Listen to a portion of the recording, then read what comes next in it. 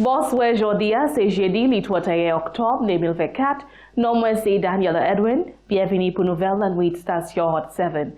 Kioka suivez-nous sur le channel 117, station Hot FM et puis Kiss FM. Allez à mobile Caribbean Hot FM, page Facebook Caribbean Hot 7 TV. Et pas oublier ces moun-là qui a servi antenne plug and play Hot 7. Merci pour kashweni pino.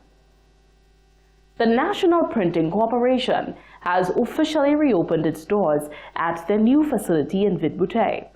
The new facility is equipped to provide the best four-color printing press, book binding, along with digital presses. At the official launch, the NPC also made a special announcement that they now have a website, making their services more convenient. Chrissy Bakey begins tonight's reporting. The National Printing Corporation, more fondly referred to as the government's printery, officially reopened on Thursday, October 31st at its newly established premises at Double A Industries building in Vidbouté on the compound of the Monroe University. Established in 1913, the NPC has made impressive strides in modernizing its printing capabilities, starting with letterpresses printing and now using advanced digital presses.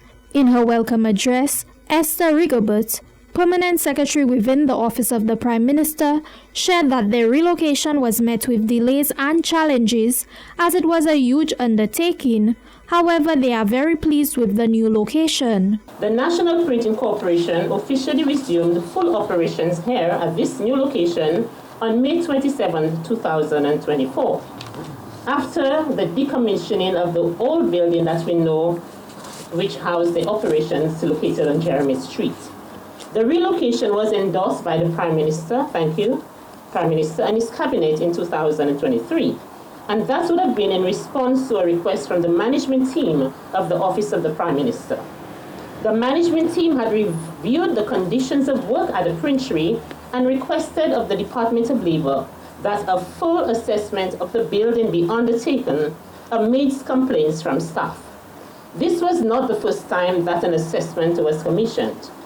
Once that report was received and discussed with staff, there was no debate about what needed to be done.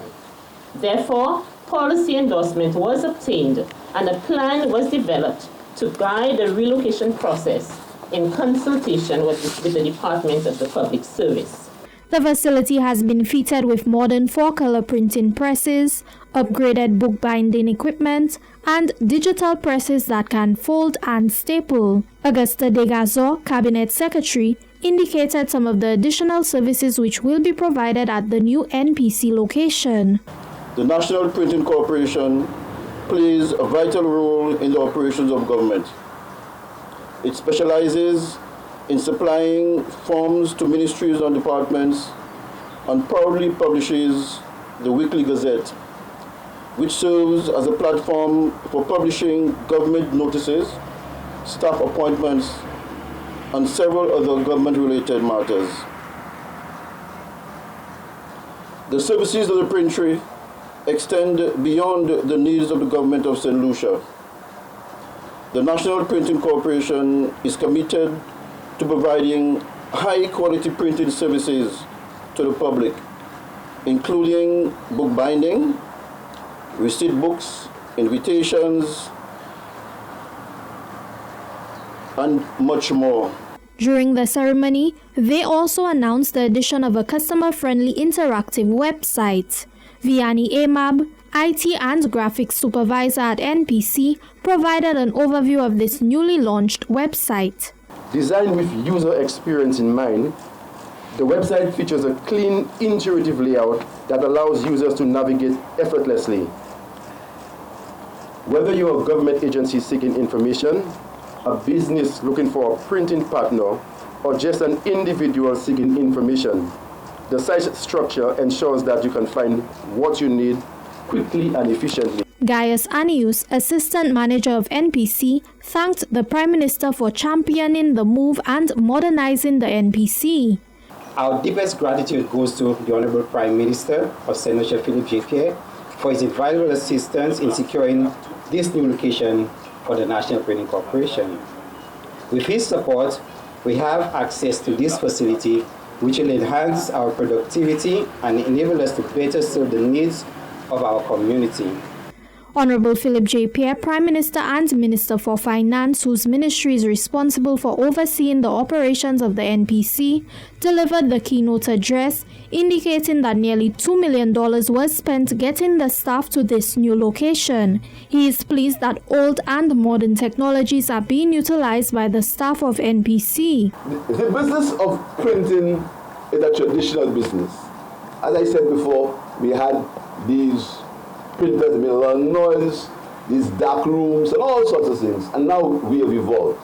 We evolved the situation where the people of Saint Lucia can boast of a modern, state-of-the-art printing facilities. We can boast of it.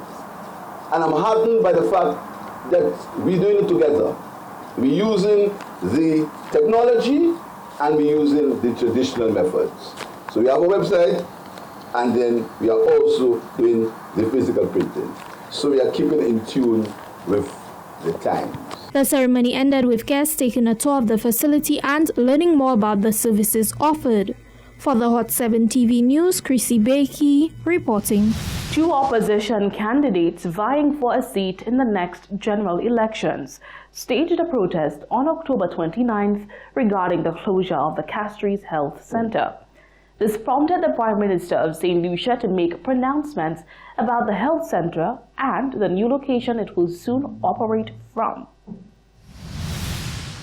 St. Lucia's Prime Minister is taking a decisive action in response to Rosh Clark, the United Workers' Party's endorsed candidate for Castries Central, and Peter Chico, the candidate for Castries East, who staged a protest on October 29, 2024, for better health care. Bearing multiple placards, they stood in front of the closed Castries Health Center on Chaussee Road, demanding action from the government. During a press conference on October 31st, Prime Minister of St. Lucia indicated that having inherited many buildings which were unfit for use, his administration has been slowly finding more suitable places for relocation of closed facilities. In this light, he announced that the Castries Health Center, which has been closed for an extended period of time, will be relocated to the Victoria Hospital. Same thing with the health center. Another building, not fit for purpose. For many years, talk, discussion, complex, this, that, pictures, computer renderings, nothing. We moved the staff out of the health center building, and very shortly, these people, the staff, and I want to pay tribute to them, will be operating from the old Victoria Hospital. There's going to be a modern polyclinic built for them. The building is going to be refurbished, and the services at the health center that are now being provided at Anchipo and La Clary, these services are going to be provided in modern surroundings at the Victoria Hospital. The Prime Minister also stated the reason behind the initial closure of the health facility. Again, we could not allow our people to work in conditions as they existed on the Chaussee. And again, that did not start in 2021. There was a lot of discussion about mold in that building on the Chaussee. In fact, the new building next to the health center had been abandoned for a long time. You may recall. The Prime Minister says his government is not in the business of mentioning plans which will not be executed. These things that exist now, existed for a long time before 2021. And all what happened before that time was talk, pictures, discussion, renderings, computer printouts of what would have happened. But today we are showing what is happening and what will happen for the passport office and what will happen for the polyclinic at the old Victoria Hospital. Honorable Philip J. Pierre did not provide an exact timeline for the relocation. For the Hot 7 TV News, Chrissy Bakey reporting. A young Saint Lucian athlete who was diagnosed with cancer is overjoyed. that he was able to ring the bell, signaling the end of his battle with the deadly disease. He shared what kept him motivated, who deserves praises for this win, and his hope that individuals pull closer to God. Neo Matthews, a young Saint Lucian athlete, affectionately known as Side Purse, has officially conquered his battle with cancer. Filled with joy, Neo recently had the honor of ringing the bell, a powerful symbol marking the end of his cancer treatment journey and the start of a new chapter.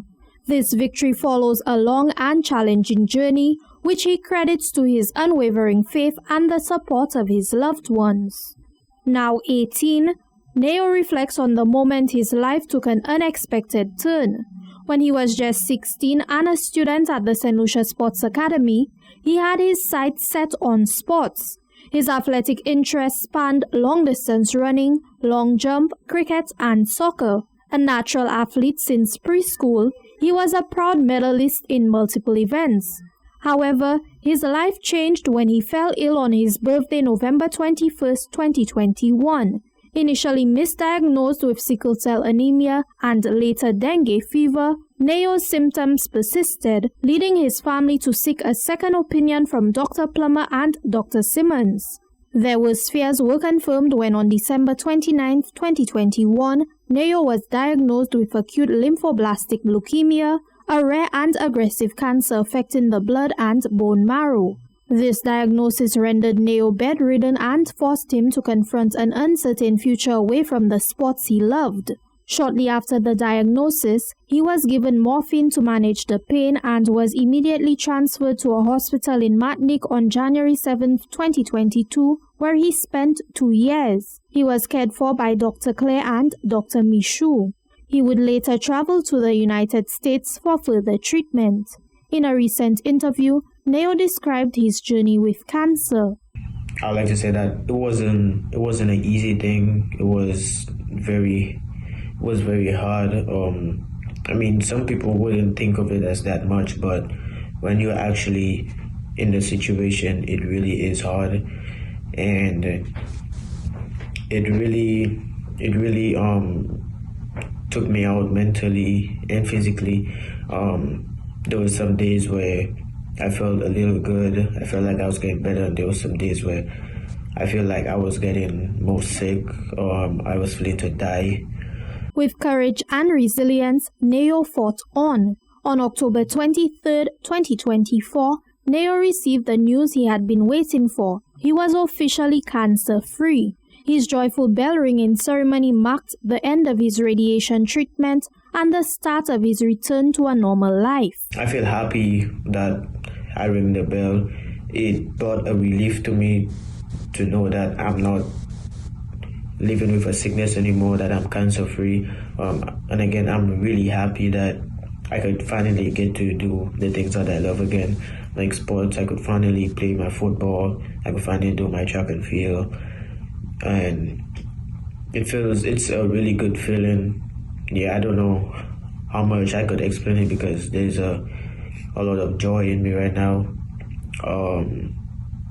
But yeah. Reflecting on his strength throughout the fight, Neo shared what kept him motivated. The thing that motivated me the most is the other younger children that had it at the same hospital as me, to see them go for it and try their hardest to survive and push through the sickness that they have. It showed that if they could do it, I could do it. And I'm really happy that all the other little kids are well now, and myself.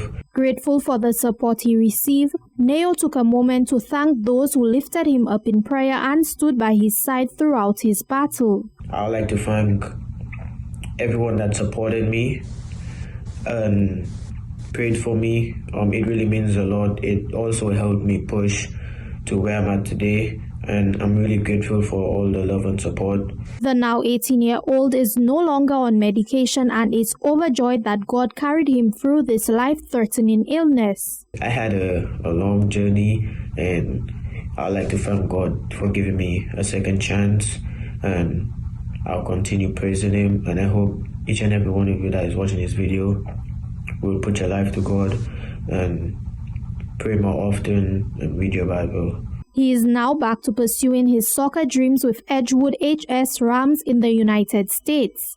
Neo's triumph over cancer is not only a personal victory, but an inspiring reminder of hope, resilience, and the power of faith. For the Hot 7 TV News, Chrissy Bakey reporting.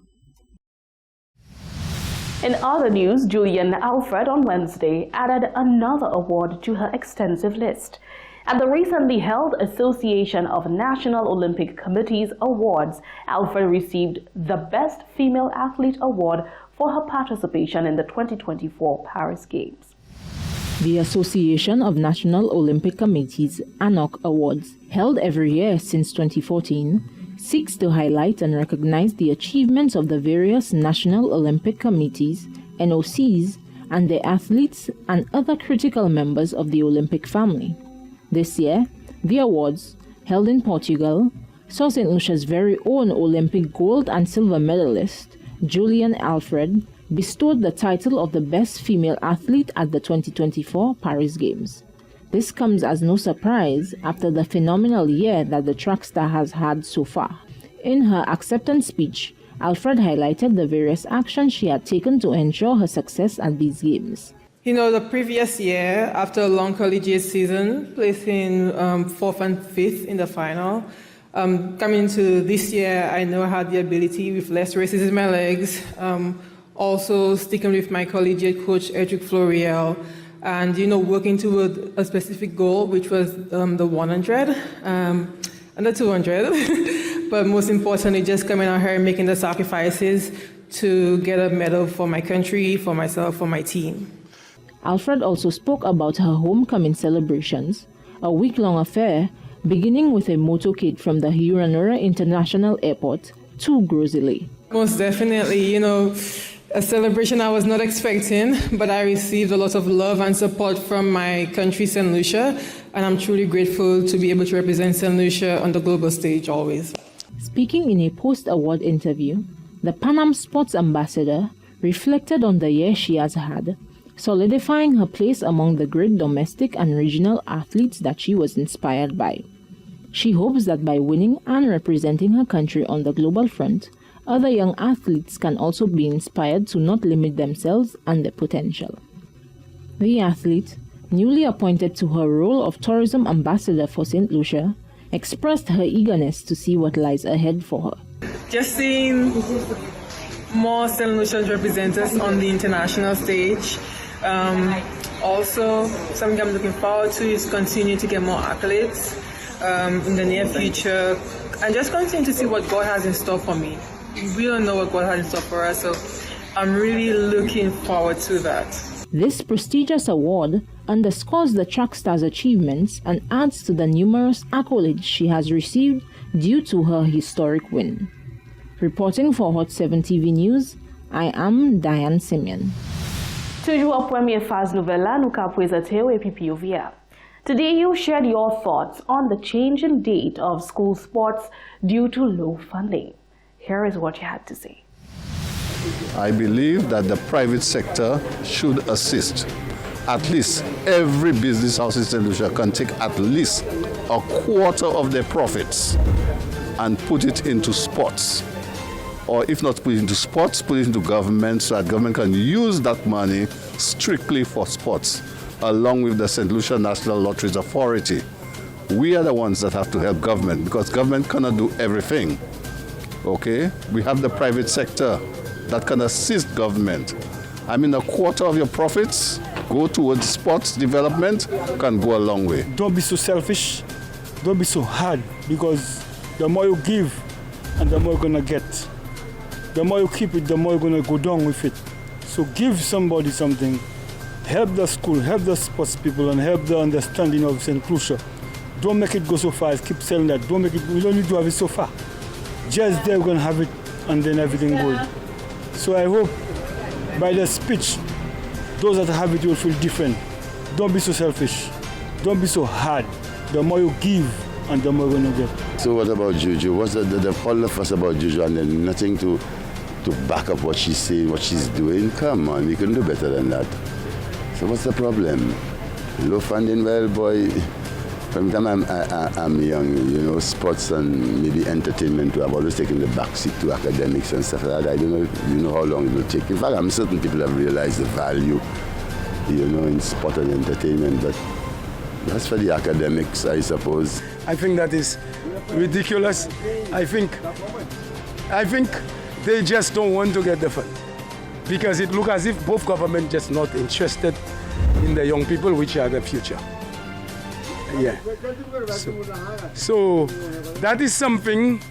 So that was a whole lot of hypocrisy about Julian Alfred.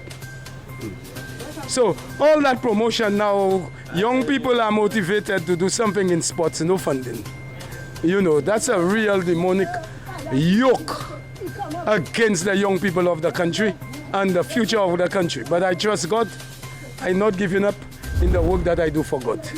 Because when I look at it, in order to fight crime, we need to put money out there to even pay children to be on the playing field, to be training regular. Well, in regards to that, with my views, I don't think that is a very good thing. I mean, I understand that if the government does not have any fundings to actually implement certain things, then there have to be cutbacks. But however, when it comes to sporting, that is one of the country's main vocal points, because for example, if you look at our gold medalist Julian Alfred, her biggest thing is track and field, and that even when she came down, it was a huge inspiration for not just our citizens, but even for the younger ones coming up to more take advantage into sports. It may not be track and field, but it could be other sports like football, basketball, and everything like that.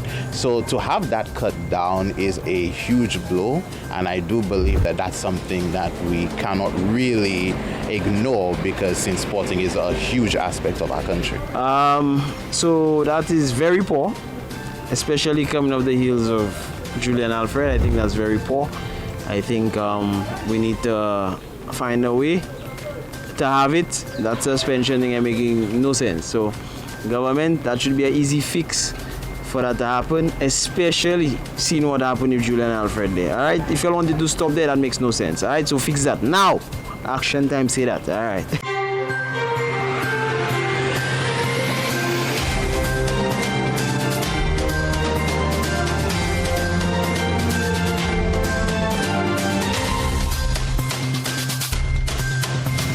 Novella Kai continue Tala AP, Ministry of Sports to upgrade Vigi Sports facility on the heels of the island's volleyball team championship win. And the Prime Minister Philip J. Pierre welcomed prospect of artificial intelligence for the island's development. Weste Pino Nukawi Tunetu Tale, the Plidetrai as we see Waposa, it is on.